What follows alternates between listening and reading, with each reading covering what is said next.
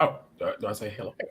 Yeah, we're live. It is 1:14 Central Standard Time in the United States. It is 7:14 BST in the UK. This is the Nomad Tech Project with Sam and Joe, the best podcast nobody's ever heard of. Coming to you live here on a Sunday. We're a little late, but if we were early or on time, did you actually think we would like somebody be wrong, right? Of course it would. Joe, how are you doing, sir? Very good, mate. Very good. I had some family around today, which was nice. Right. We had a little and look at our guest. I've been wanting to talk to this guy for a long time. Well, thank you for coming on the stream. Yeah, Delavon, how are you doing, sir? Welcome to the stream. This is your first time on the Nomad Tech Project. We thank you for taking your time and welcome to the show, sir. How are you doing this afternoon? I'm doing great this afternoon, man. Just ready to get this done right here so I can go lay back in my bed. There you go. Well, that's good. I have to work after this, so that's why we do it a little early, you could have done it from bed if you wanted to. We're quite chill. It's fine. Next time I'll take you up on that offer. Right. Yeah, just like laying down. We're pretty flexible here on the show, so thank you for taking your time. And so I guess we're gonna start off by what's the deal with your channel? Like, how did it start? What's the origin story? You know, when you were a kid, when you were in middle school, did you always want to be a YouTuber? I'm sure you probably did. So how did that all start? And kind of just tell us a little bit more about the beginnings of your channel. That's interesting because I was watching. I think I got in YouTube, not me personally, like starting my own channel, but I got into watching YouTube during the Marquez days. Marquez Brownie, when he was like, I don't know, 13 years old. Right. Young kid in his almost like a dorm room kind of setup. Yeah. And I started to really get into like tech a lot. And then when I was on YouTube, it seemed like this guy was reviewing everything that I was purchasing. And, you know, because of that, I related to, you know, watching him and everything like that. And he kind of inspired me. He inspired me a lot to like probably push forward into the YouTube thing or whatever when it came to the tech. But later, I kind of like swayed away from it. And then I was just like I started doing photography. And I love that. And I was like, you know what? Instead of me doing tech, let me just do photography because I love that. So I tried to do the photography thing, but I realized that I like photography more as a business than actual, you know, getting up here talking about tech, which I love tech.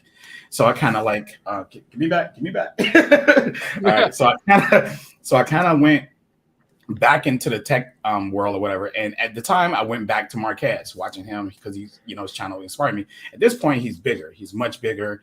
You know, his production work went, you know, to a different level and just everything about it. But I did sway away from him eventually because the person that fit my personality more was Floss Carter. If y'all remember him or know him. We love Flossie. Okay. We're huge fans here. We love Flossie. Yeah, Flossie's fantastic. He's one of the most enjoyable. I could actually sit there for an hour and a half and listen to him describe his day. And I'd probably just watch that too. So I love that. Great guy. I call him the master hand model, man, because I could watch his hands. Right. Yeah. All day long of him going like this in the camera is just insanely crazy. And then listening to him is so enjoyable. And I feel like his direction to tech is the same direction that I was trying to carry it in. Marquez is more like a big ad production company to me, per se. Exactly. And it's really good. You know, I don't doubt it though, but I feel like I'm more personal when it comes to Floss because it seems like he just kind of talks about the things that he actually used daily, you know, day to day. And I feel like that's more connecting me with the average customer and, you know, average person. I am an average person when it comes to it. So, right. So then, you know, COVID happened, right? Fast forward all that and COVID happened and I'm at home, you know, out of work like most people and don't know what to do with myself. I was just like, yo, I guess this is the perfect opportunity to try to like take my channel serious. So I started to get on Twitter and I started tweeting and conversating more. My Twitter ended up blowing up. And then I started doing YouTube videos and stuff like that. And next thing you know, I started skyrocketing in that. I started getting subscribers. And the more I got motivated to keep doing it. And now here I am now, you know, over 1,500 subscribers, which I would have never thought that I would ever reach that ever. I was stuck at like 100 subscribers for like 5 years or 6 years, you know. Right. So exactly. It takes 1 or 2 videos to blow up sometimes though. Yeah, it easily happen, can't it? It does. And you know, I get a lot of flack from a lot of people because I'm such a little channel or whatever like that. But you know, like my opinions don't matter to a lot of people, you know, because I don't have like 16 million or 18 million subscribers and stuff like that. But you know, I just think that, you know, that I mix photography and tech together And you can see as my camera comparisons that I do, I feel like even if somebody is, been around way longer and have way more subscribers, but my first profession is a photographer. Theirs is a tech YouTuber. Right. So, when you downgrade somebody's opinion and they're actually in that profession versus somebody who's just a tech YouTuber who knows how to take pictures and videos, I just find it a little, but yeah. Yeah. I can appreciate that. Like I said, you'd be surprised. So before I did this for a living, I was a police officer, and you'd be surprised how many people tell you how to be a cop who've never went to the police academy. I'm like, yeah. Oh, okay. So I was like, if you think it's that easy, just get in a car with me one night. We'll drive around and let's go see what I quickly do. Sam, was Police Academy like the film? Was it just like that for you? Oh God, I wish it would have, but that was a whole lot more fun. Yeah, I was kind of hoping. I was like, what? We're actually got the real. Oh, really? I don't have Tackleberry, and we have to actually learn stuff. Okay. Oh, damn it! Yeah, you know what? I just wanted Tackleberry to come out with a big old magnet with a huge barrel. Just I mean. Yeah, I didn't have Captain Harris, and I didn't have Tackleberry, so I would have been great, but no, not so much. But yeah, I can understand that concept, the fact that it's the reverse for you. Your profession is a photographer and trying to leverage that. So and having people kind of give you, I don't want to say throw shade or kind of question your motives or question your approach, but it's like people who aren't professional photographers and have to read these comments and go and not try to be. Right, not try to be upset or try to take it personal. Realize that some people are just trying to get into your wheelhouse. Right, they're just trying almost to the fact that they're overly critical just to get a reaction or a rise out of you. Don't like that as a behavior. I kind of think that's kind of crappy. But I guess as you get older and your channel grows and you evolve and it gets more visibility, that I think that criticism is kind of exponential, just like your growth. Right? Oh yeah, you're gonna See, for me. It's going to change. Your Twitter. Sorry. Right. For me, your Twitter goes hand in hand with your YouTube. Like that's how I found you. Yeah. Through your photography and your the way you conduct yourself on Twitter. I thought I like this guy. Then I saw that you had a channel, and that's how I found you and started watching your videos. Right. Oh wow. So, so I feel like it's going hand in hand together. Right. And I think that's the way the growth has to happen, right? It has to be on the channel. Right? You can't just do YouTube. You have to do Twitter. You have to be maybe on Instagram. You have to leverage TikTok. If you're really looking at a growth situation, you're going to have to leverage multiple channels simultaneously, and that's a lot. And it's interesting that you lost your job, and then that's kind of what was like, because a lot of people they stay on the precipice of trying to figure out like when's the time to kind of when am I going to flip the script? Like when am I going to fuck it, right? I'm just going to go in and get in and go, right? And do it, right? But your situation kind of like it kind of almost necessitated you just going, look, all right, well, here I am, so I'm going to have to make this work. It's interesting how that component changed your channel. I guess, how do you feel about that? Good, bad, indifferent? I mean, what's your thoughts about that? At first, I was a little shaky about it because, obviously I needed to know how I was going to make money at the same time. But while I was out, luckily DoorDash was like the lifesaver for me because at the time, everybody had to be quarantined in the house. So everybody was just ordering DoorDash. So this is going to sound crazy, but I was making like $1,200 to $1,500 a week from DoorDash. Oh yeah, if you're willing to hustle, that gig economy. If you're willing to get it. I mean, that's what I told my daughters too. Like, if you're willing to get out there and do the hustle and really plug at it, you can do pretty okay. It's not great, but not bad either. Exactly. And I was out there busting 8-hour shifts driving around. But if I had a really good day, which some people were really generous in giving tips, some people gave me $25, $30 in tips, they ended my day a lot sooner. And, because I was always trying to make at least $150 each day. Okay, I was going to ask, was it hours or was it a money, like a money? It was what's it was a money drop off. 150, that's 3 hours? Good. I mean, technically it was 100, but I got to 100 so fast, I was like, I can do 50 more. That's what I say to myself, getting greedy. But that's only because my photography went to a standstill because obviously COVID, everybody's scared to be around. All my I had 4 weddings that year, all got canceled. I had photo shoots, senior pictures got canceled, got sports team shoots got canceled, everything got canceled. So all my money that I was planning to get soon was just gone. The only thing is that a lot of them gave me their deposits, which are non-refundable. So I had that little bit of money. Well, keep you going. Right. Yeah, and that's not just, and that's pretty much a standard business model for any photographer. Like when we had a professional photographer for years ago, that was kind of the thing. So it wasn't like you're trying to goose the system, like, oh, this guy's trying to like, oh, non-refundable deposits. Well, who's this guy? Right? No, that's pretty much the standard, I think, in the industry. It is definitely the standard. You make your deposit to lock your slots, but I did offer everybody a chance to reschedule, and everybody was like, okay, and stuff like that. But I guess the longevity of COVID, just outweighed it, and they just probably went other ways at that point and be like, you know what, I don't even care about the money at this point. Let's just figure something else out, because we're still in it right now, right? Which is crazy, believe it or not. But business is better. Yeah, business is better. People are booking, so everything's kind of back to normal for me as far as the photography goes. But I jumped off and just said F it, and decided to just take that leap of faith and start working on my channel. And like you said, my Twitter handle goes hand in hand with it, because my engagement redirects people to my YouTube channel and stuff like that, So I try my best. I try my best to be like an all-around tech guy, because I am, believe it or not, people, I do have people say that I hate Apple, and I don't. I really don't like iOS. Like iOS, that's like my biggest thing, literally, that Apple makes is the operating system. I just don't like the functionality of it compared to Android OS. But the perception that people get thinking that. But then I started, making my YouTube channel, and I noticed that all my Apple content was just bombing on my channel. Like, it just wasn't doing good. People say, you get into YouTube, and if you do Apple stuff, you're just gonna get instant clicks, and that wasn't the case. Pixel content seemed to just blew up. I made a Pixel video, and man, I hit like 1,000 in like 3 days, and I was like, whoa.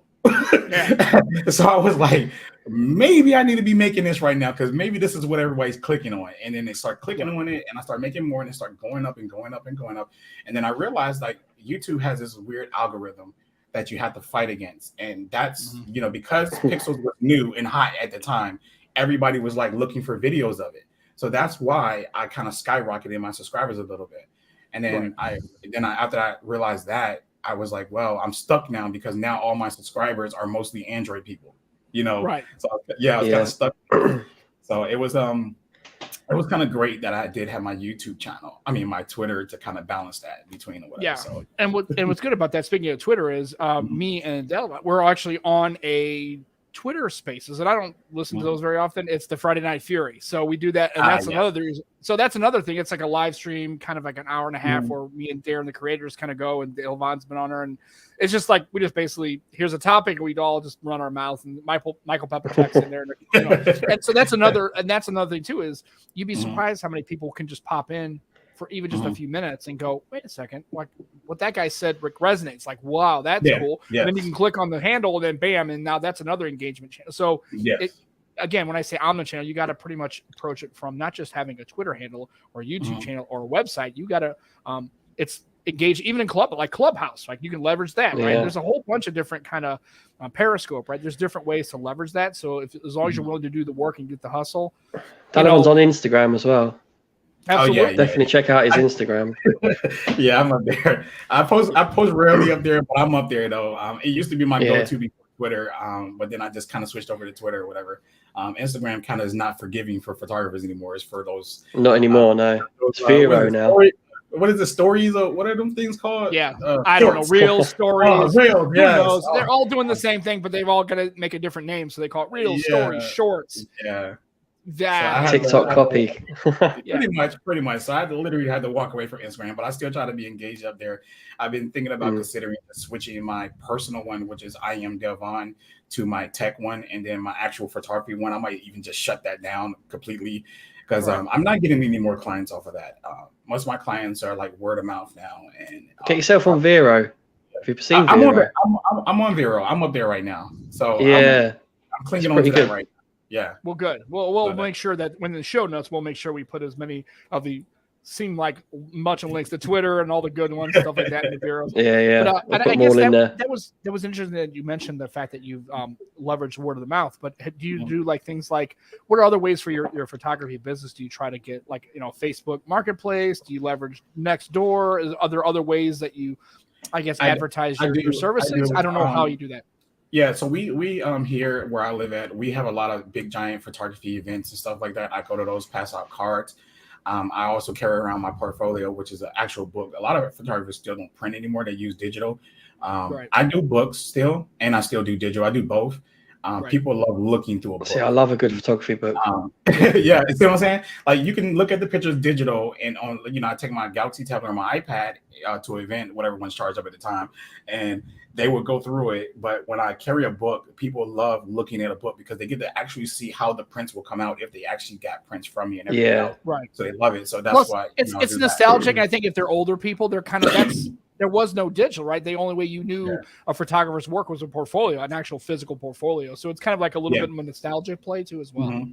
Yeah, so I do that. I pass out cards. Also, still do advertisements on like Facebook. I hate Facebook, but I still kind of because believe it or not, I still get clients from Facebook. Necessary evil, isn't it? Yeah, it is necessary evil.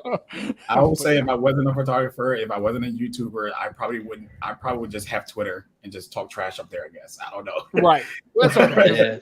That's what it is, right? So and then Twitter being the playground that it is like there's a lot of trash out there.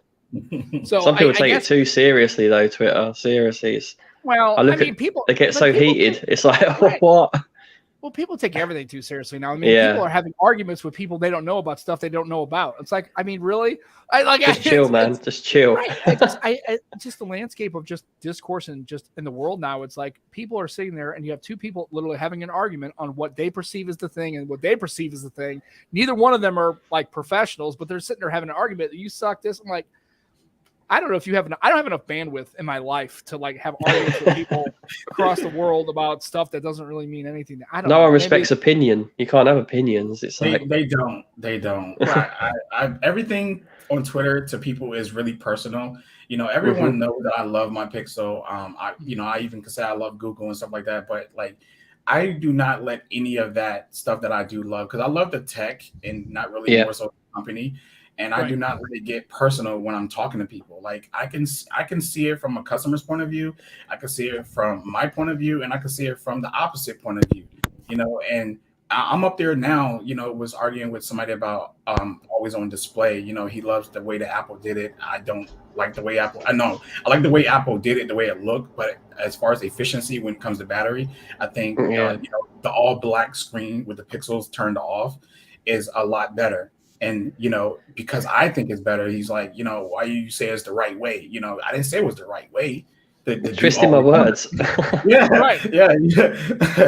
And I respect his opinion that he likes the way Apple do it. I'm trying to tell him that, and then you start throwing out, words like bias and stuff like that. I'm like, why it always got to lead to somebody being biased when it comes to a preference? Like, it's not like bias is like when you're really trying to convince somebody that something is better no matter what, even if it's better, something else is better. And then you're really going out your way to really try to really convince that person. I was trying to like, look, bro, I'm not trying to convince you that, always on display on Android is better. You have what you like. I have what I like. We can agree to disagree and just move on, Right. You don't always. It's going on as if you're like saying, yeah, the Pixel 6 Pro's fingerprint scanner is the best I've ever had. As if you're saying that. Yeah, that would be bias. Bias. And I know for a fact it's not better. It's trash. Exactly. Yeah. I really like the optical one on my Galaxy S21U, and I really love the video on my. You used to be a Samsung guy, didn't you? Yeah, big time. So it like I say, I buy based off what works better for me at that given time. If Apple actually make an iPhone or make iOS so incredible that it will, change my mind how I feel about it, I will be rocking an iPhone. If Samsung comes up and makes their software as fluent as the Pixel, or give me the camera that the Pixel have and some other things, I will go back to Samsung. I would go to LG if they came out with that. It really doesn't matter. Or HTC. Or HTC. I've been waiting for HTC to come back, so I'm not. They are kind of back. But they don't have Sense UI anymore, and that was kind of like the draw. So, yeah. They're not where I want them to be. Yeah. So, and again, like I said, preference and bias are two different things, right? Bias is like it's like you come into the argument or the discussion or the conversation already knowing where you're going to be, right? It's not necessarily no matter what anyone says, right? It's not necessarily me convincing you. It's like, but my mind is so closed to the fact that this is the way my workflow works and the way I like, so I'm just going to stay here. Like I don't care what you say. I'm already closed-minded to the fact that even if you mention something that may be a positive feature or something that's transformative, you're going to go, I don't really care. right? It's almost like disengagement before you even get started. I don't like that. Yeah, I agree. Yeah, and the funny thing is, I was telling Joe before the show while you were switching off between your trying to get your camera set up was I was at a Costco and I just was sitting there. And my wife was doing something, looking for a table and talking to customer service, and I was over by the Macs. And I don't really, trust me. And if anybody on this channel knows me, I have a very. He's Mr. Microsoft. I'm Mr. Microsoft. I'm not, but not in a bad way. Like I realize some of the stuff they make is not great, and I realize that some of the stuff that they do is just not great either. But but I was like playing around with this iMac, and I was like, this is kind of slick. I'm like, I had really never used a Mac before. Like I was just kind of messing with Safari, and I was kind of looking at the screen, and I was like, wow, this is kind of. It's kind of nice. I mean, I don't know if maybe my next computer might be a Mac. I mean, I would give it a shot. Man, what the hell? I'm gonna tell you, I'm Microsoft too. I'm with you, right? We're in the same boat. I love when it comes to like tablets or laptops, Microsoft to me all day, right? All day long. When it comes to desktops, PC all day. But at the same time, I love my Mac. I got an M1 Mac and I love it. You know, I love Mac OS, like the operating system itself, the way it looked. How it not really more so how it functions, but I'm getting used to that functionality of it. But the look of it is just so over Windows. It's ridiculous, you know. But Windows is a lot better looking now. But you know, the way Mac OS look is just so slick and beautiful looking. But I love Microsoft products because I love the pen, I love the touchscreen, I love being able to draw or do things because y'all know I draw too. So I love that. Mac don't offer that. I've seen that. No matter how powerful and how good a MacBook is, it doesn't offer exactly what I need, so I don't buy it. That's the only problem, you know. But when it comes to like the M1 Mac, I can sit here and edit like I normally do my photos and my videos and everything just fine on it, just like I could do on my Windows. But also, the M1 doesn't MacBooks or Macs like the desktops or whatever doesn't offer everything I need because it don't offer me the best gaming experience. So therefore, I have to have PC. So this is where I stand when it comes to technology. Each have a use case for me, but there's not one that trumps all because I can't get if I can get the Apple Pencil to work on a MacBook, and I could get a MacBook to flip around like a Surface, or I could get it to detach and have a touchscreen and everything else. I wouldn't even mess with a Surface product, literally, because Apple is very efficient with a lot of stuff. So but they don't. I just thought it was funny that I spent like 2 minutes trying to figure out how to expand the window. Like, I didn't know how to do that. I was like trying to drag it, and that didn't work. I'm like, where the hell? And in the top left, there's these little buttons, right? But they look like empty buttons, and when you go near them, then they red and green. I'm like, okay, got it. Okay, now I click. Okay, I'm like, this has got me all fucked up. Like, I don't know which way I'm doing. Light bulb moment. Right. I was just like, well, luckily nobody was around me. Right. And I'm supposed to be like an IT professional, and like I don't. So imagine my confusion when I jump from my Windows to my Mac, because the controls in that corner of the browser, then it's on the opposite side of the browser on the other one. So I'm back and forth like, oh, that's right. Right. It just messed me up. And I'm just like, why do I not know how to maximize this window? What is happening? I don't know what's going on. Right. It's just like, yeah. And it's funny. I was having a moment, but nobody was around me who knew it. It's like if a tree falls in the woods and nobody heard it, did it really make a sound? Yeah, it made a sound, but nobody gave a shit because nobody was there to hear it. Right. So I was kind of like going, oh, okay. Okay. Click. Yeah. So I thought it was slick. I thought the display was nice. I liked the mouse. The ergonomics of the mouse. I was like, this is kind of nice. I mean, I don't play games. I mean, I play a couple on my computer, but on PC. But honestly, I'm like, Tetris. I told my wife, she's like, what are you doing? She saw me standing there messing with it. She's like, what are you doing? I was like, I don't just mess with this. I don't know. I don't want to be in an Apple store. I'm trying to expand the window. Right. Well, I don't want to be in an Apple store because like when I used to be a Microsoft store, like across the mall, the hallway, and there'd be like one or two people in their store, like messing around. And then you look over the Apple store, and there's like 70 people in there. I'm like, what the fuck is going on in the Apple store? It's like, are they secret cult? I don't know, man. It's like people, I guess are they repairing their phones? Are they learning how to use their Macs?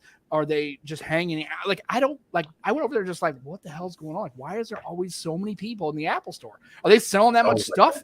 It's they must do. All day. I guess. Cleaning cloths. Yeah, everything.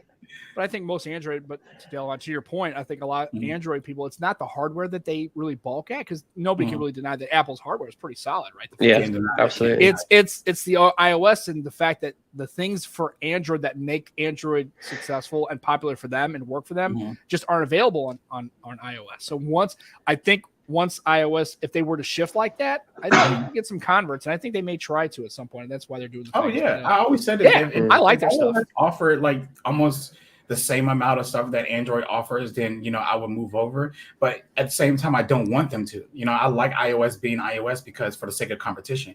If they were like Right. Android, then it's no point. So I do like the fact that there's some things that function better on Android and then things that function better on iOS, because it keeps both companies on their toes to innovate for us. So Yeah. that's very important, that they stay kind of still different but similar. Just not to a point where they're the same exact thing, because at that point is no point, no competition. Right. Exactly. And then nobody can fight on the internet, and then Yeah. then what are we gonna do? Yeah, right. We wouldn't be here. Twitter would just stop. Right. Twitter would Everybody just just stop. there's this one thing and everybody likes it. Well, shit, we got nothing else to talk about. I get, well, see you guys. Bye. I mean, because the creme of tech Twitter, at least tech Twitter and all these other social medias, is that people want, oh Lord, I'm so sorry. No, keep going. It's all good. No, it's good.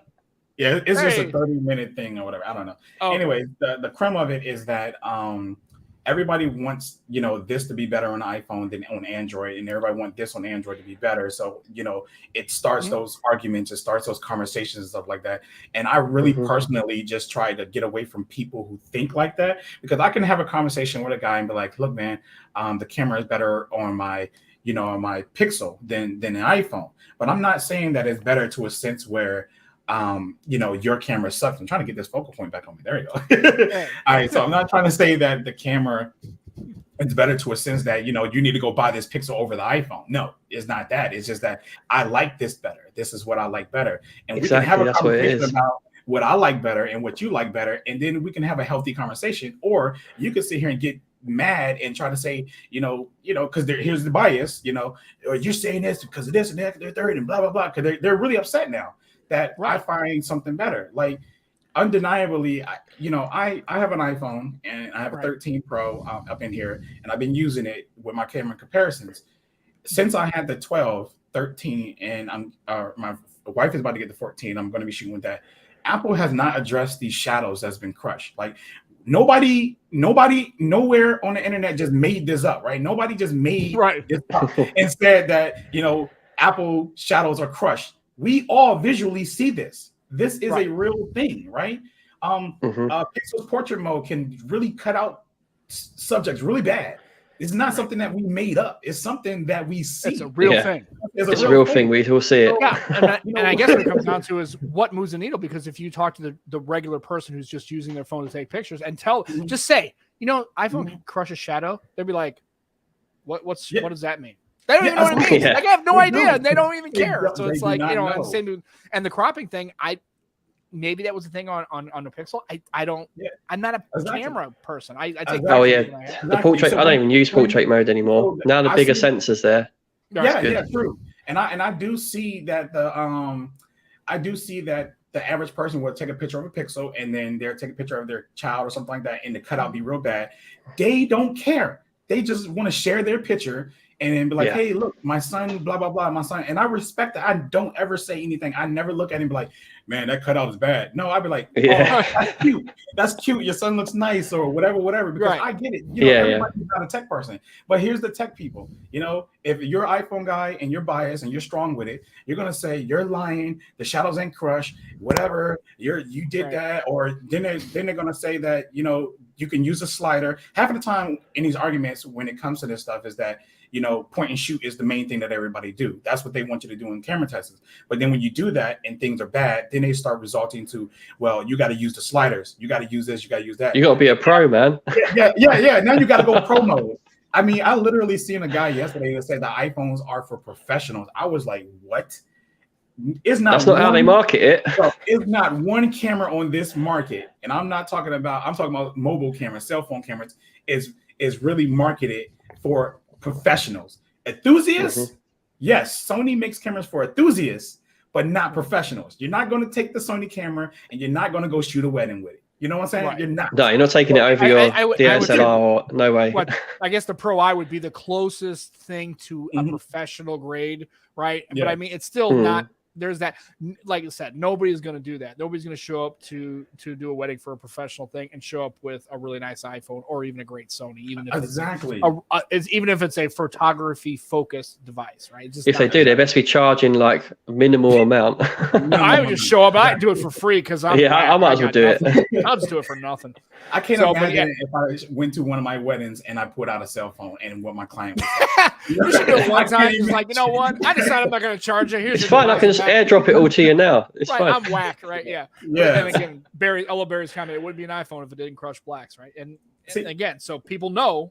If you know, you know, right? Aware of it, yeah. And I feel like the people who just are biased to Apple and iPhones is the ones who just don't want to, recognize it. But, all day long I say, man, look, man, if we talk about this, we criticize this stuff, Apple will address it. But if we don't, then they'll never address it. Not even big YouTubers is bringing this up. Literally show sample photos in their videos I be watching. They said, oh, the photos are great. They're at 10 out of 10. I look immediately, I can't help it at this point now in life to look for the shadows. And I immediately look at them and be like, wow, you think that's good? You're going to say that's good? Can you say something about the shadows, please? Can you say something? But I guess, again, that's the difference between me being a YouTuber, a photographer first, and then a YouTuber, and them being a YouTuber and taking pictures. You know what I'm saying? Right. Like they know the tech. Yeah. And also too is those things aren't equal. Yeah. You can't look at John Rettinger's video about how he kind of came in against the iPhone and make some criticisms and that I don't think people like Marquez and them don't realize the shadows are being crushed, especially people who are aware of the photography and aware of that. No, he's aware. He's aware. Yeah. What I'm saying is with Google, you can even just look at the Pixel, right? The Pixel 6 comes out and people are that kind of criticism about this, then iPhone comes out and it's like, these YouTubers, they're kind of behind the 8 ball a little bit. And I don't blame them. That's, hey, you know what? This is the battlefield. You got to play within the rules, right? Exactly. But those things aren't equal, right? And that's the problem is that conversation, the criticisms that YouTubers can make against a Xiaomi or a Pixel or a Vivo or anything, those are acceptable. And companies, and even they will even take the criticism and go, yeah, you're right. We're working on that. We know it's an issue. God forbid if you say anything about an Apple, I guarantee you Cupertino's a little sideways about it, right? That's the thing. So it's like you got to kind of walk a finer line with that, and I can't blame them. I mean, I ain't gonna break off my money just because I decided to take a shot at the crushing blacks thing, right? I agree. That's why I never really faulted any of these big YouTubers who have like good relationships with Apple, because Apple is known for blacklisting. It is, again, that's a known thing, right? And so if you do speak up and say anything about the criticism, I don't know if they can sit there and talk about the crushed blacks in a positive way to get Apple to address it, or if they say anything bad about it, will it mess up their relationship? So I get it. A business standpoint, all of them big YouTubers that's talking about it, I get it. I'm not even fully mad, but I know that they do have the bigger voice than us. We could be on Twitter talking about it all day long. I get it. I get it in my I get it on my Twitter comments. I get it under my YouTube comments all day long that I got a little bit of subscribers. What I say don't mean nothing. You know what I'm saying? Like, I take it for what it is. Because like I look at it like this. These are the people, right? These are the people who will just say a mechanic, right? Just as an example, a guy been working on a car for 20 years. He's been a mechanic for 20 years, never went to school for it, right?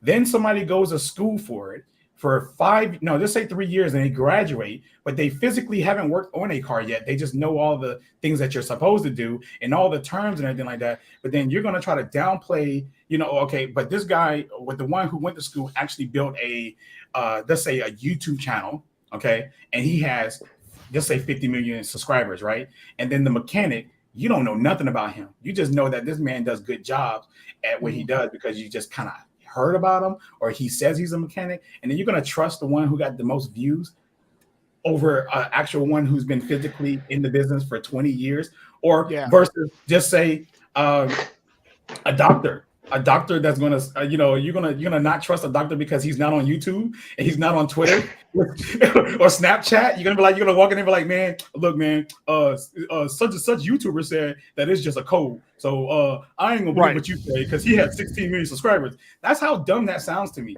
when people say that. And, exactly. Well, and I always tell people when it comes to doctors and lawyers and professionals, remember, What do you call the guy who graduates top of his medical school? Mm-hmm. Doctor. What about the guy who graduates with a 70? Doctor, right? Not all things are equal, right? Just because they're a doctor doesn't mean they're good at being a doctor. They could be a not great doctor, right? You could be a professional, cricket bowler, right? But not everybody's equal.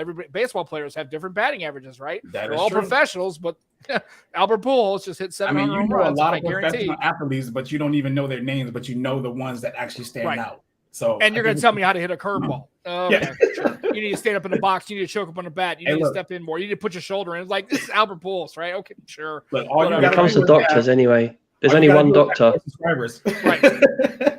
Dr. Pepper? Dr. Dre. Yeah, Dr. Dre. Yeah, Dr. Dre. That's go the one. Dr. Dre. Yeah.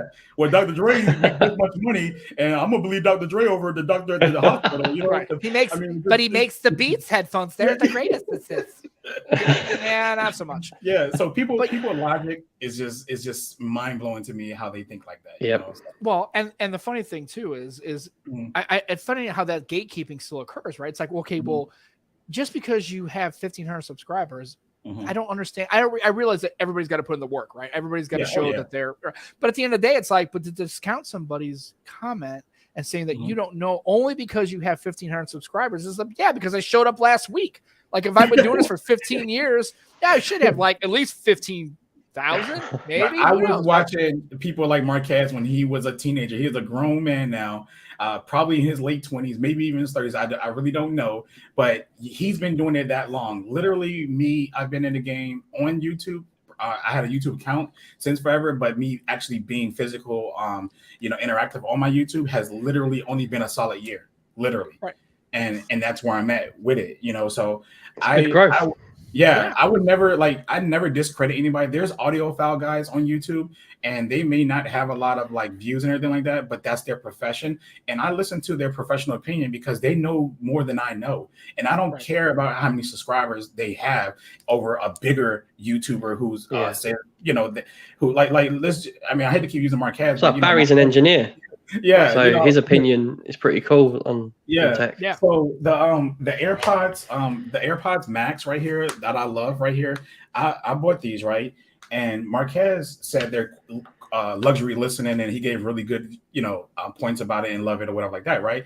And then I went back and watched audiophiles actually listen to it, and all of them reaction was like, So yeah, so I still value, don't get me wrong, as a consumer, these still sound amazing. Okay. Yeah. But I want they bloody should do for their price. Yeah, I want higher audio quality. And I do have some, they're back there though. I'm sorry, I can't get up. But I do have enjoy higher audio quality. So I did buy me audiophile headphones so I can kind of get what the pros are actually hearing and and I can tell you right now, even these Audio Techias that I have on currently now actually have a better sound stage than these right here, believe it or not. And these were $500 something or whatever. But don't get me wrong, they sound good. But if you go off like a YouTuber who doesn't know audio like that, then this is what you're gonna go out here and buy this based off him because his subscribers versus somebody who's actually a audio professional who has less subscribers, who actually know what to listen for in these headphones and distortion. All that. I don't even hear none of that stuff they be talking about. I'm like, what? I want to hear the vocals and the bass.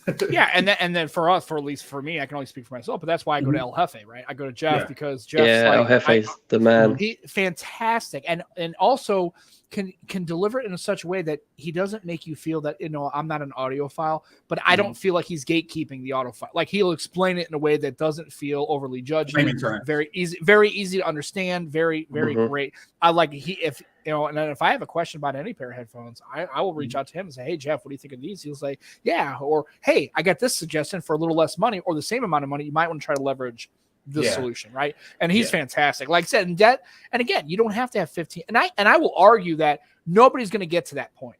We're done with that. That the days of 15 million subscribers on YouTube, like Marquez and like Mr. Who's the Boss, okay, those days are over. Right. And I would even argue further that Marquez has kind of gotten past YouTuber. He's almost over to like people outside of the tech sphere might know who Marquez is just because he was on Joe Rogan's podcast. He's interviewed President Obama, right? I mean, that's not a tech thing anymore. Okay, it's no longer tech. Yeah, you've transcended past that. But the funny thing is, even though we know that, go get 100 people random from wherever you're at, like, you know, Fresh Time or Walmart or wherever you're at, ask them who Marquez Brownlee is, and I guarantee you might get 5 people who say they know him. Oh, this is and so you might true. get maybe one, right? So even in that success vector, he still isn't known to the regular consumer people. So really, you know what I mean? But I don't think Marquez I don't think he's at the same plane. So if you're getting into the game to be the next Marquez Brownlee, forget about it. Yeah. I think you're in bad shape.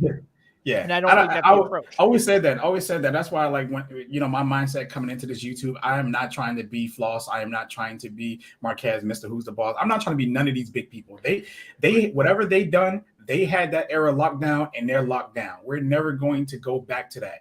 So the thing is that we have to find a new wave, and we have to create a new wave to ride now to get ourselves, just as big. Not on their level probably, but we just have to find that new wave right now. Jeff is the real boss. I gotta check out Jeff though. Jeff.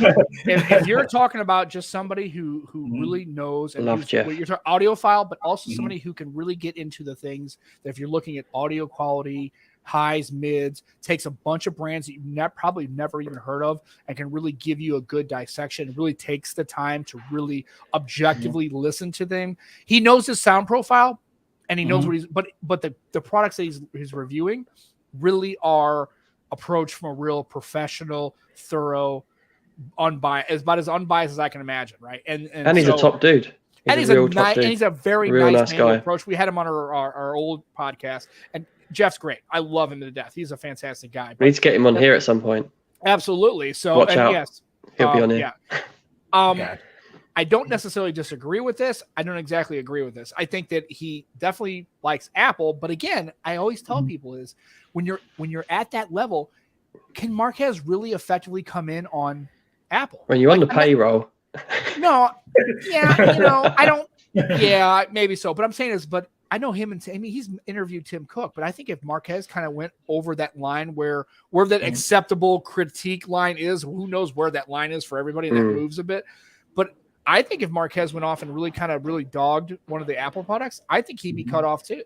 I don't think Apple really needs him. Oh yeah, I don't think he's big, and he, like you say, he's beyond tech, and he's probably like in the celebrity realm right now. But he's not bigger than Apple. Apple, Apple would never put anybody above them. You know what I'm saying? At all. So he can get cut just like everybody else, but he doesn't because it's business. It's business. Right. And he has to make money in his business. So I respect that man for the business that he do. And I don't even get on him when he makes a video and people out here, oh, he's biased, bro. It's not even biased at this point. It's business. You got to look at it like that at that point, because he has to make his money. He has to eat. So you can't go expect him to give you a level kind of, review on a product, especially when it comes to Apple, because it's business. And then when he does kind of like bounce back and go back and say something good about Android, everybody's like, oh, it's okay now. He said this is good. No, bro. Right. He's brought it back, right? He's back on the board. He's back on board now, right? He's He's a smart man. He knows what he's doing. Yeah, he knows what he's doing. It's smart. You know what I'm saying? So I like when I look at him, I'm not a subscriber anymore to him, unfortunately, not because of the bias and stuff that everybody keep talking about. It's more so because I like watching a user who uses these products in real life situations and stuff like that. So I cater more to YouTubers that's like that. At one point, Marquez was hungry, and he used to be that. You know what I'm saying? He used to go out here and buy a cheap laptop and come back and review it and just love it. You can tell the love and the passion that he had when he reviewed the tech, and now it's just more like ads, commercials, and business and stuff. It's business now. So big time, it's become a little antiseptic on how his approach is, and that's not. And here's the thing: I would argue is like, how can you really keep that passion at that level? Like, I think that's the trade-off. I don't. That is the trade-off.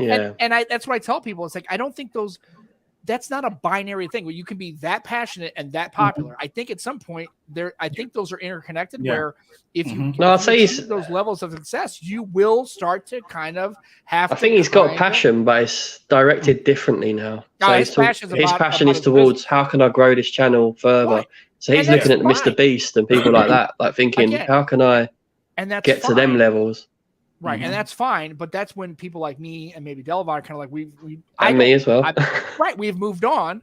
We've moved on from that, and like we're starting to now to find those people like Techspert, and we're finding like Dave too. Like Techspert's been doing it for years. Yeah, and those middle level guys. And I'll tell you right now, just so we're clear, do yourself a favor, watch a Techspert video about how he reviews tech. If you don't smile at the end of that video, you have no soul. Because you're an awful human being. Because he's crass and he's funny and he's edgy and I love Chris. Chris is a great dude. Yeah, he's a great guy as well. What do we think of Dave 2D? I like Dave 2D. I mean, I like Dave 2D too as well. Yeah, he's all right. I think he's still under that umbrella where he's like, if I. He uses the devices to a point mid-tier, kind of lower mid-tier. Yeah. He's the upper mid-range guy, right? He's an upper mid-range guy. Upper mid-range. I do think like sometimes when you get too big, you get to that bracket where Marquez at and making all that money. Because one thing about the reason why I say I love Floss so much, he's like my number one YouTuber, is because he will get units from companies, just like Marquez in business, and he will sugar it down, water it down. He tells us, right? He keeps it 100 about it, and then he'll be like, "Wait till I get mine. I'll give you the real review." Yeah, I love it when he says that. Right. Yeah. I'm really going to tell you how I feel. The Snyder cut. Yeah, the Snyder cut. So then he comes back and then he rips the device in half. He tells you what it is. And he's not afraid to do that, because even if he got cut from these companies and the business wise, whatever Floss does to make money, he's still making good money. He's going to live. He don't care. Right. And that's the thing too, is I think with Floss, it's really three things. One, he's really kind of a baller. Like you know what I mean? Like the old school. He's old. He's an old head, right? Like he's an old school old head, right? Reason, man. And he's just gonna put it out there. He's got all these chains. He's out in the streets. He's got a Ciroc. He don't give a shit. He's like and not afraid to walk it out in the streets. Right. Too, so he's old school. So I love that. I see his pictures. Wow. And the second thing that makes him relatable is because he's got all these catchphrases, and that's what hooks. That's what hooks people. It's you can say a phrase like ladies, feels good. Ladies, the procedures. Like you know who that is, and that's it, right? It's scumbag activity, right? Scumbag activities. It's and that's and he's learned that because I'm talking about Walter Cronkite. That's the way it is, right? Remember back? That's an old. I know that. That's older than me. Like I'm just saying though, but taglines, catch. Yeah, I know. Yeah. Shut up! And if Aditya is saying about me being 1,000 years old, I swear I will drive to Hungary and I'll beat him up. Gently, obviously. Yeah. But it's one of those things where and the third thing is he's willing to put his own money behind these products, and he's willing to go all the way to the edge and tell you exactly how he feels. If he thinks it's good, bad, not, and it's like this is it. And he's got Xerxes, and it's just like this is the. So that links to my main thing with him. I just think he's real. You can tell he's used the devices personally in his own life. He's used them for his watching telly. He's used them for play games. He's used them for his Insta. He's actually used them all. Yeah. And that's what I like. He's real.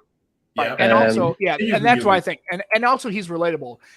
Yeah. He's the kind of guy you'd probably see at a coffee shop and having a discussion about, hey man, you got that Z Fold, right? How do you think, what do you think about that, man? Like, does that really and I guarantee you what he tells you on his channel is exactly how he would tell you if you were standing next to him at a bodega. Yeah, exactly. Imagine him just reeling it off the same. Yeah. And it's fun to listen to. An hour and a half of listening to him just talk. And my wife just goes, fancy production or anything, just hands in the video and white shoes in the video and the phones. and I'll tell you, here's how I know he's hit it. My wife knows who he is.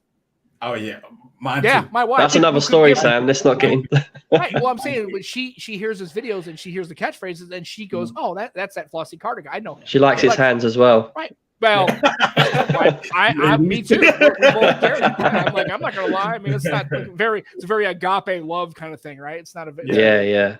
But I wanted to get back into photography, Sam. I wanted to ask, what device do you use to edit, and what software do you use? Okay. A lot of people will be thinking that I'd be using the phone software. I do not. I'm like you guys know I'm a photographer, so I'm going to be going a little bit beyond what the average user would do. That's what I was thinking. Yeah, I definitely bring back my raw files for the day and come here on Photoshop and I touch them up there. So also another secret that I do not shoot portrait mode on a lot of these phones. Even my S22U, which is probably the best portrait mode I've used on a device to this day right now. I still have the device and still using it. And I'm impressed with the portrait mode, but not impressed to a point where I want to use it. The Pixel will be last place for me. I will go with the S22U, the iPhone, and then the Pixel. And, I come back and I add that stuff in post a lot of times. Now, don't get me wrong. When I'm out there shooting, I do take some portrait shots sometimes, right? And then I will check and see if it's good. If it's good, I'm like, okay, I could actually work with this. And if it's not, then I just take the app, I edit it out, and then I come back and then I put it back in.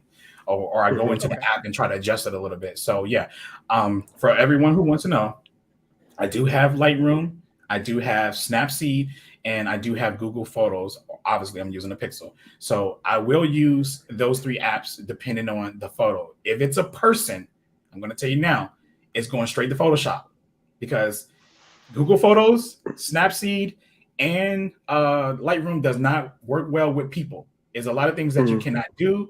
I find that. Editing people. So when it comes to objects and anything else in the world, you can use sliders all day long. So yes, Photoshop will be my main.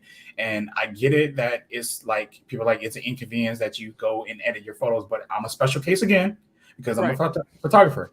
We want, our images to look a certain way, and we prefer to rely on our own processing over anything that our cameras do. I use a professional camera and I don't even use auto mode. So why would I also your customers also expect things to look a certain way. Remember, at the end of the day, as a photographer, it's great that you have the look, but remember, this is a product for your customers who may or may not care, but they expect a certain level of look.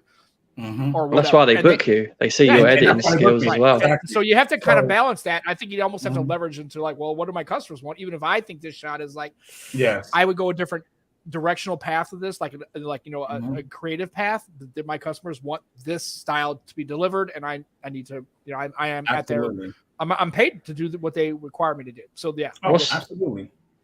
What's your favorite type of photography as well? That's what I wanted to ask. I'm actually portraits. I love people. That's why if you look at my comparisons between a lot of other people's, mostly seem to be they literally just shoot random subjects, and it's crazy because I when I look at random people shoot random subjects, I'm like, okay, I think a lot of people actually take pictures of themselves a lot too. Nobody ever takes do these photo comparisons and use people, actual people, right? So we can actually, and to see how well these phones actually do with human beings instead of random. I could take pictures of food all day, display. Hey, pass an iPhone. Hey, pass my Pixel. Click. Hey, pass my S22U. Click. Right. And then check out this chicken curry. It's awesome. Like, it's not really. I'm just gonna eat it. Exactly. But the reality is sometimes you might want to take a picture of your loved ones. You might want to take a picture of I hear people talk about all the time. I'll take a picture of my kids. So you kind of want to know what phone would do, that good. Right. Let me read this comment real quick. Thank you. Yes. He's a good guy. That's it. He's a good guy. Joe, Deech is the man. Joe, we just won the internet. Like we can quit this shit. We just push this up. That's it. We're done. All right, folks. It's been nice knowing you. We're done with this. We're never having another. I appreciate you, man. I really do. We won it. But Aditya is one of our he's a super guy. He'll make comments, and he's actively making comments on everybody's channel. It's like, so if he sees something, he will. Aditya's good people, man. Everybody in this chat is great people. He'll like your stuff as well. He may every once in a while, if he gets to know you well enough, he may make an inappropriate comment or 3 or 6. Because that's how I got a sense of humor. And he does too. It's a little, it gets a little deep. He's good people. So it's interesting. Like it's funny how you say that about the portraits and taking pictures of people. I know people are very much into selfies. But it seems like when they're taking pictures of things, it's always of stuff. It's never of humans. It's never. That's what I'm saying. And then I tried to throw in my reference with the camera Canon because I get tired of people screaming. I swear it's so nerve wracking, bro. Because this picture over here looks more natural. This picture looks more natural. First of all, None of you was there. None of you was you there. see it. Okay, so let's just throw that out there first. Okay, do not come on my post if I got a picture of, I don't know, me over here and another picture of me, and I'm asking you which one you like better, and the first thing come out your mouth is like, I like the left one because it looks more natural. Bro, you was not there. You don't know what the lighting was. You don't know what the situation was. You don't know any information. So stop saying that. So because of that, I started using my Canon camera as a reference photo to let them see exactly what I see. So I started throwing that up as a reference, and then I threw the other photos up. Obviously, people kept saying that the iPhone is so natural. It is, as a photographer, and it's crazy because I see other photographers who talks about the iPhone and saying that it looks natural. I in my mind, sometimes I'm like, are they on that whole relationship with Apple too? Because as a photographer, how can you blatantly say that every shot that's really warm or really yellow, right? Because that's what comes out the iPhone, is natural. I go outside, the sky can be blue, it could be bright, it could be dark, it could be orange in the sky, it could have a reddish tint, it could be so many different things. But Apple will warm whatever picture that you take up on an iPhone, and then everyone says that is a natural look. It is not a natural look. I went back and looked at all my selfies and pictures of me on the iPhone after the Pixel came out with real tone, and I was a pumpkin. I never noticed it, and it's sad because I myself, as a photographer, accepted it just like they're doing now, literally. Because I didn't use anything. It's disappointed with yourself. Right. I am. Like, look at me. I'm literally disappointed in my own human self. Oh my God. I said it. My life. Well, I guess my question is, we all do it. You gotta tap your camera. It's been 30 minutes. Yep. There you go. It's funny. I've been paying attention. So I guess my question is the skin, like the way the Pixels take pictures, as far as they really have advertisements about like true tone skin. Do you think? I think it does a pretty close job. I mean, from the pictures I take, it looks pretty. I'm gonna say honestly that the Pixel do not give the 100% accurate skin tone to people like me and myself. But I can tell you that they are way further than Samsung and Apple when it comes to that, because at some points the Pixel would be dead on, and then sometimes they would be a little bit off. And I noticed that in like the shadows, like if the Pixel is in shadows, it really favors towards like a cooler tone. And then it's almost really obvious. Too cool sometimes. Yeah, and it's really obvious with the iPhone next to it. If you do a comparison with the iPhone and the Pixel, you can the warm tone of the iPhone is very obvious, and the cool tone of the Pixel is very obvious.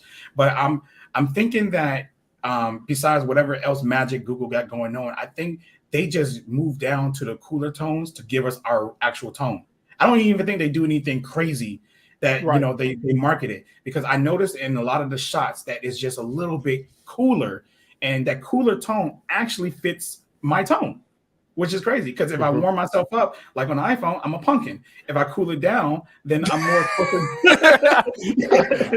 it's just like I'm a pumpkin. Well, he's the shade of a pumpkin, not actually a pumpkin. It works for Halloween, but yeah, exactly. And I guess my question is for people who are of darker skin, black folks, those kind of things, people who have really kind of darker complexion, is there that's a different challenge, right, than it would be just because of the way. So I guess my question is, how am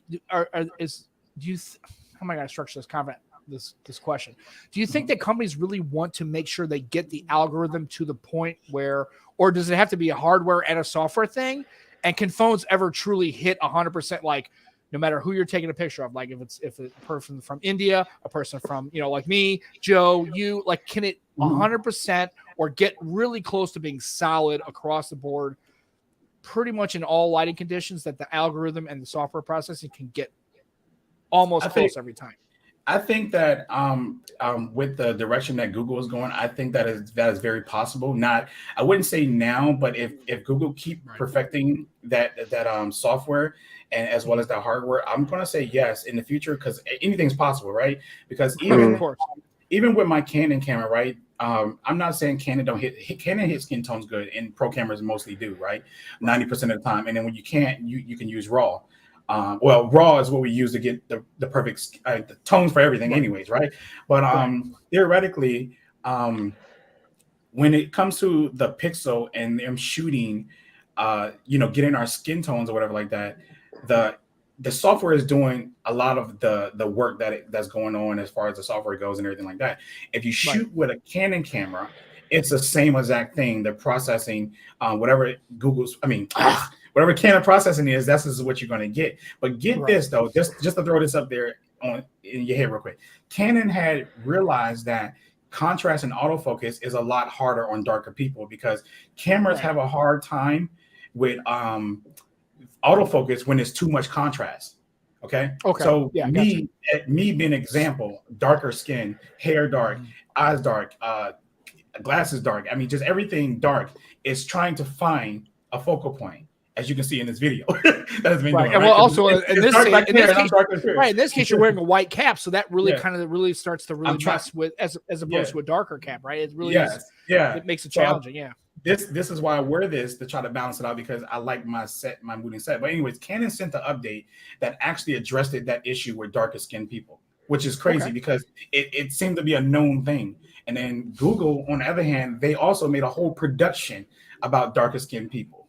And Apple, on the other hand, hasn't even addressed the skin tones, and Samsung hasn't because they're just comfortable with what their processing method is because there's no complaints. I mean, not saying that anybody even complained about skin tones for a long time anyways. I mean, you brought it up, but nobody really complained about it. But Google was like, you know what?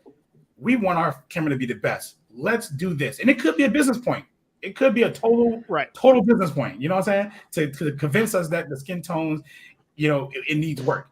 And personally, they did that. They convinced me because when I take a picture of myself with my Pixel, it's almost spot on. I take it with my iPhone, I'm a little orange, and I take it on my Galaxy. I got like this purplish pink huge to me. I mean, and that's the color tones that they use. All right, I'm gonna stop real quick so we can look at Mike's. And I was no, it's okay. It's like it's a good comment. Fan of the show, Michael Peppertech, right? Even with a regular camera couldn't hit edits or not, right? And I agree. Yes, I would say though, but I guess so. To Michael's point, and I agree with his point. The thing would be is, can we get to a point where less edits are necessary and less correction is necessary? Yeah. I mean, so maybe you can do whatever. But and I think that I'm glad that Google seems to be.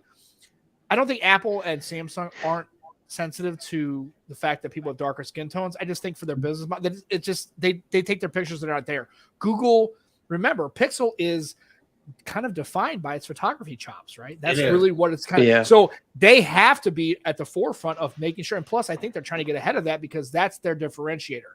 Buy our phone because we can capture skin tones. We can capture this. We are like, you take a shot. It's good. It works. It's awesome. And HDR as well. Yeah.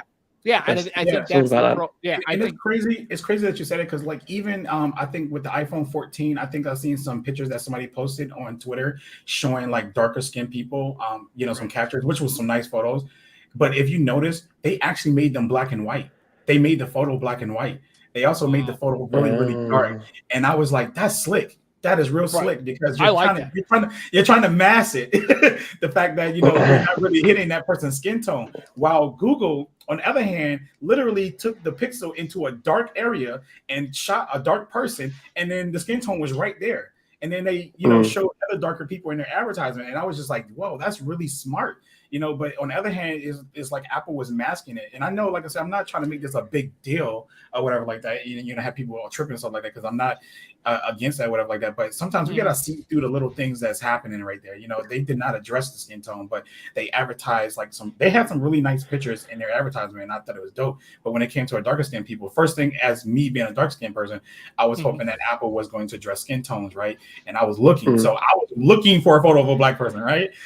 Just hoping that they was going to address it. I was like, still not there yet. Nope. But then we're crushing blacks and we're not doing skin tones. Yeah. Well, maybe 3 years, maybe we'll get a USB-C, right? And Michael, see, here's the thing, Mike's killing me because he's like basically like, no, it's not going to happen, and shut up, and you're an idiot, and I don't know shit. Right? And it's true.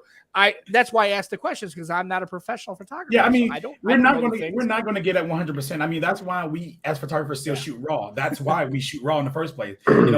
I can imagine how life would be so grand if I can actually shoot in auto mode at a wedding and then just crush everything. And nail everybody's skin tone and every color in there, but we can't half of the time. And then we're so fast paced with everything that we can't think about, doing too many adjustments because we'll miss a moment. So it works better when you shoot RAW because RAW is so forgiving. Apple's issue with the crushed blacks can be forgiving in processing if you shot in RAW. Google's hard contrast can be forgiving in post editing. The skin tones that you get out of the Samsung phone can be forgiving if you shot in RAW. Everything can be forgiving. So yeah, the hitting 99%, yeah. 100%, no, because even a pro level camera can't hit 100% in auto mode because we're shooting in RAW to be color accurate. So you need your color accurate screen to edit, and you actually have to be able to see color because there's a few people who can't, and that's just how it works, or whatever. So yeah. So and then of course, and we're gonna end it up with Kunal touching me in the heart, talking about my 1520. Absolutely, because my 1020, my 1520, my Lumia phones. I'm not gonna lie, I got a soft spot in my heart for Windows Phone, and I told you, Mr. Microsoft. I'm telling you, man. I'll tell you this much: Windows phones back in the day were doing things that we're doing now that I think are normal. Like 950 had Windows Hello on a phone in 2015, and it worked fine. Their sensor size was massive as well. And yeah, and the 1020, I had that. Oh yeah, Xenon Flash and like Meta. Yo, dude, it was like this thing is the greatest phone ever. Of course, it took 7 seconds to get a shot, but yeah, whatever, fine, it's all good. So and yes. Honest. I've been waiting for the day that, like I'll say like people like Apple, Google, and Samsung, like I'll just say them because there's other people like Sony who's pushing barriers when it comes to photography. But, they're not the phones I'm using. So I would want, what they're doing with their photography to be put into a phone I'm actually using, like the Pixel. But I've been waiting for the day that they increase these sensor sizes. I know I know each year they get like a slightly bigger sensor, but I want them to actually take a sensor that's in a point and shoot camera and slap that into a phone one day. And I know, please. I know that would make the phone massive, big, and have a camera on the back, like the Samsung phone that they did back in the days. That was like it was a camera, it was a smartphone camera, and you can use it. And I thought it was pretty cool. And I thought it was like, oh, Samsung really be pushing. And then they just kind of like dropped the whole idea completely. Right. I like the idea of building a camera first and then building a phone around it. Right now, we're building phones and building cameras around it. So I would like the idea if they swap that. And I think with the 1020, that was Microsoft's focus. That because it was basically it was a 920 with a camera centric approach first. A hard disk, a Xenon Flash, OIS with actual ball bearing. It was incredible, right? See, I'd be happy to screw on lenses as well onto my phone. But at the moment, I'd be happy to do that. So again. Yeah, so that's a conversation. So we're at already at 1 hour 7 minutes, man. It's just been a great conversation. It goes too fast. You are going to have to come back on our show. 100%, man. 100%. We appreciate it. I think you're your content is great. If anybody in this text channel and anybody who's been on the chat hasn't been paying attention, please do a subscribe. Please check him out on Twitter and follow him on Twitter as well. Follow him. I mean, telling you this, Definitely. You're doing a great job. We kind of ran across you in the chat space, and I think you're fantastic. And thank you for taking your time. I know that's coming out here on a channel that we're like the low sub guy, right? We're not. But what do you mean, man? We're massive. you got like 50 subs. We're awesome. Hey, look, we all started from the bottom, man. So everybody starts at zero, right? We all got so we appreciate you taking your time and spending us, and the conversation has been great. And please, thank you for imparting your photography expertise. I really appreciate you taking the time to explain. No problem. Yeah, definitely. I've been looking forward to this day, big time. And even Aditya says he'd love to see Dylan back on a show. Such a cool. I would 100% agree. See, Aditya says it has to happen. Right, that's the thing. And so we're gonna have to wrap up the show for today because I could talk for hours with Dylan, but. He's got to go back to sleep because I got to go back to sleep. Oh yeah. and Joe's got to work up his day. So that's our show, Dylan. Thanks a lot for coming on. Joe, do you have any final parting thoughts or anything? No, I had a story about my daughter, but I'll save it for another time. Yeah. We'll get next week. Yeah, we'll save it for next week. We've got a guest all lined up, haven't we already? Right, Michael Pepper Tech. So it sounds like we are going to continue this camera conversation. Great. That's good for me. That's good Which for is me. good because I don't know shit about it other than I know pictures, I know people, and I know cameras, and that's about all. That's it. Yeah, I got nothing, so it's all good. Actually, so we best shout out one thing. Extremeskins.co.uk. That's our sponsor. And also Nice. Purposely Pixel YouTube channel. That's where we're having the show. Lenny was in their chat. I appreciate everything you do, Joe. That's it. Delwan, thank you for coming on so much. No problem, we appreciate man. it. Please be open to maybe coming on the show and giving us a follow-up and letting you know our channel. Maybe at some point when you get to 2,500 or 5,000, please. Look, bro, I would still come. I don't care how many subscribers I have, bro.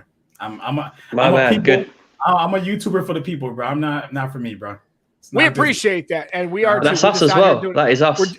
We're doing it for love of the game, so that's our show. Thanks for everybody for tuning in. Michael Pepper and Aditya and Kunal and everybody in the chat and Dan. We love you, man. We love you guys. We'll be back next week with Michael Pepper Tech. We will probably be doing it about the same time. I think 1:00. I think that's going to be. Yeah, that's fine with me. Yeah. And we're gonna. Right. So we appreciate your time. Thank you, everyone. Take care of yourselves. Love your tech. Enjoy those conversations about that said tech. And we'll catch you back next Sunday at 1:00 for another episode of the Nomad Tech Project with Sam and Joe. Thank you all. We appreciate it. We love you guys, and we'll catch you all next week. Peace. Bye, everybody. Bye.